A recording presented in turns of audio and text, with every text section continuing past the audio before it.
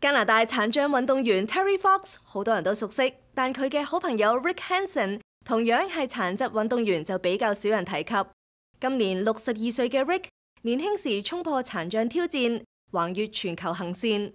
佢環球之旅嘅文物同事蹟都好值得被珍藏同傳頌。楊秋華報導。月前，位於渥太華嘅加拿大歷史博物館收到咗一份特別嘅捐贈。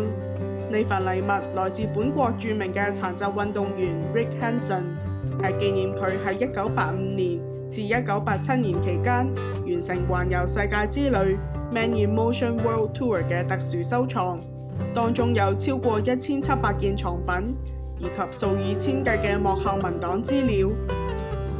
35 years ago, I was amongst the countless Canadians who watched as Rick Hansen set off on his Man in Motion World Tour. These artifacts range from the first wheelchair he used on the tour to the gold record earned by the popular song St. Elmo's Fire, written in honor of the tour.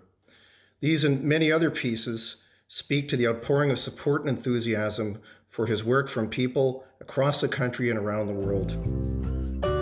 1957年 ，Rick Hansen 喺卑斯省一個小鎮出世。佢青少年時期就十分熱愛運動，獲得過唔少獎牌。但係1973年，佢15歲嘅時候遭遇咗一場車禍，脊椎受到損傷，導致下半身癱瘓。Rick 並未因此喪失希望，反而投身坐喺輪椅上都可以參與嘅運動項目，包括排球、籃球同田徑嘅比賽。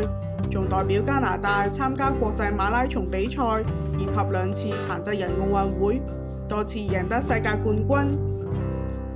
One of the perhaps forgotten things about Rick Hansen's story is that he and Terry Fox were good friends. Rick recruited Terry Fox to play for the Vancouver Cable Cars wheelchair basketball team not long after Terry Fox lost his leg, and they became friends and played sport together over the years. And Rick was actually an honorary pallbearer at Terry Fox's funeral. And so their legacies are very intertwined, partly because of their friendship. And Rick has maintained a close friendship with Terry's parents and his siblings since then. 1980年 ，Rick 嘅好友 Terry Fox 喺橫跨加拿大嘅希望長跑途中，因為癌症復發被迫終止，喺半年之後過世。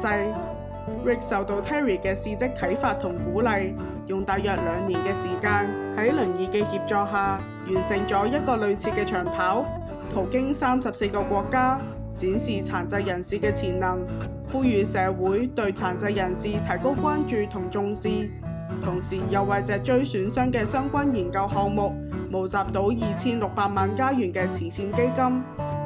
Rick 依家已經62歲，同家人住喺卑斯省。佢創辦嘅 Rick Hansen 基金會，多年以嚟致力於提高本國對於殘疾人嘅待遇同認同。而今次佢捐出嘅特別收藏，就全部都係同呢一次世界之旅有關嘅物品。呢個收藏由於主題與本國歷史同國民生活有密切嘅聯繫，被加拿大文化資產出口委員會認為係具有國家級重要意義嘅文物。What makes it cool for me as a historian is that it tells many different stories. We have Rick's wheelchair, like custom-made wheelchair that was designed for him on the tour, as well as some other wheelchairs and prototypes.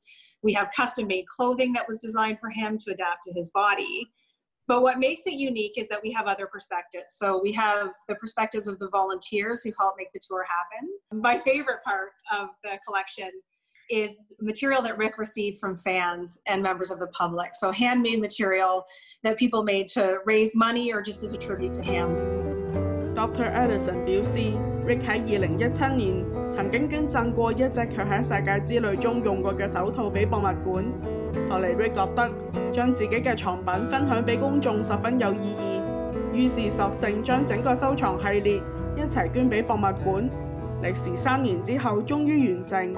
呢個收藏當中有 Rick 喺途中着過嘅衣物、用過嘅器材、沿途見到嘅人送俾佢嘅禮物。